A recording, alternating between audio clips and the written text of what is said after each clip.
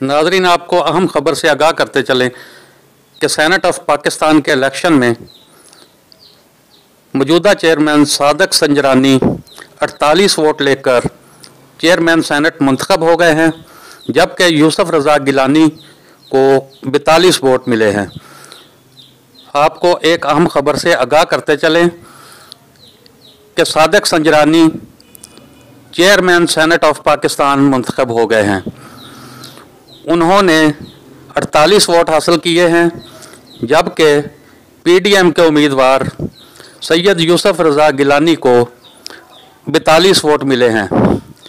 वाज़ेह रहे कि सैयद यूसुफ रज़ा गिलानी के 7 वोट इस वजह से मुस्तरद कर दिए गए कि मोहर उनके नाम के सामने लगाई गई थी। एक अहम खबर आपको देते चलें कि सेनेट के इंतखाब में सादक संजरानी दूसरी बार चेयरमैन सेनेट मुंतखब हो गए हैं। उनके मद्दे मुकाबल PDM के उम्मीदवार सैयद यूसुफ रज़ा गिलानी इलेक्शन में हार गए हैं।